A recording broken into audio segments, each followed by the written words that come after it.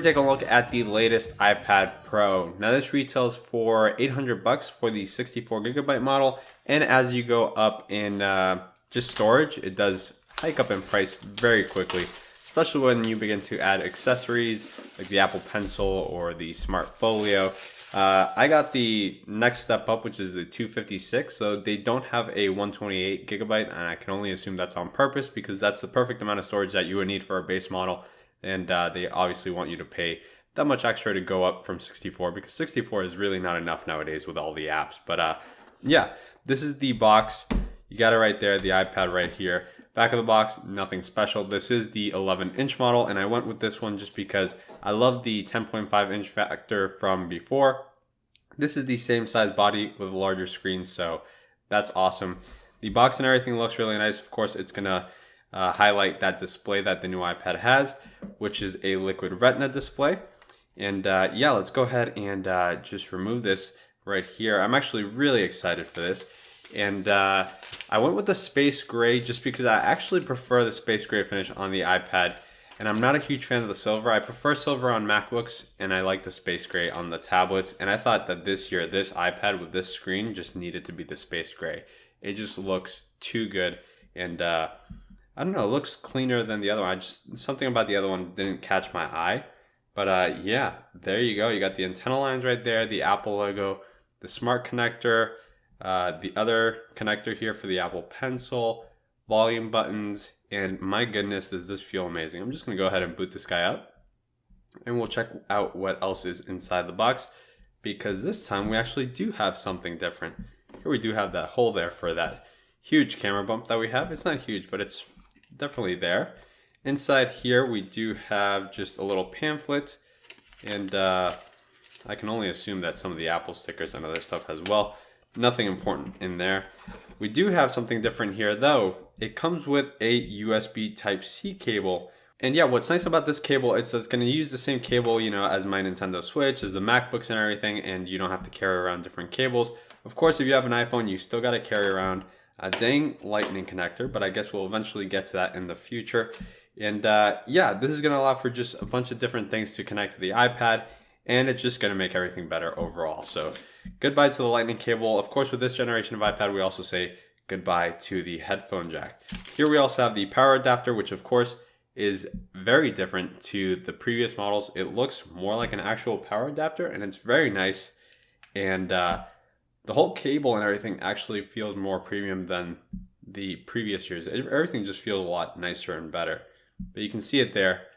Looks really nice. But of course, that's not what we're here to talk about. We're here to talk about the iPad itself, which honestly, I haven't been this excited for an Apple product in a very long time. And that's just mainly because, you know, you have a lot of phones out there that are really good and as good as the iPhone, but there's really not a lot of tablets that are as good or even close to as good as the iPad. Of course, not even as close to expensive as the iPad, which the whole bundle with like all the accessories that I'm going to cover in the other videos ended up costing me like $1,500 or so, which is nuts. And yeah, just the keyboard alone was like almost $200 with tax. So I'm going to go ahead and set this guy up with my actual stuff because I think I am definitely going to keep this iPad, and then I'll be right back. Now, I did want to jump in, of course, that we do have Face ID here, and that's how you unlock it. You no longer have the home button, so I'm going to go get here through the installation process and just get my face set up. There is no headphone jack, so you will be taking advantage a lot of those speakers or having to use a dongle of some sorts with USB-C there to actually listen to music. I personally barely ever used headphones on my iPad, so it's not a big deal for me. And if I were to use them, I'd just use the dongle because that's the age we're living in.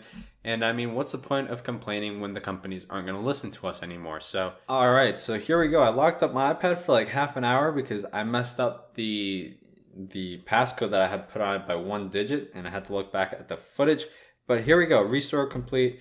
And it's now done setting up the iPad, so we're going to get into it right now. Now, before it does, let's go into a little bit more of the specs here. We do have a 12 megapixel camera on the back. It's pretty much the same sensor and everything that we're getting with the iPhone XS and XR, so it's going to be a really good camera that can record up to 4K at 60 frames per second and take all these HDR photos and everything, so it's going to be a really good camera for taking pictures of things. and especially documents and stuff, everything's going to look really good. Now we do have 4 speakers, 2 at the bottom, 2 at the top. We got our lock button up here on the top right. We have the volume up and volume down top right as well here on the right hand side, and then we have the Apple Pencil connector.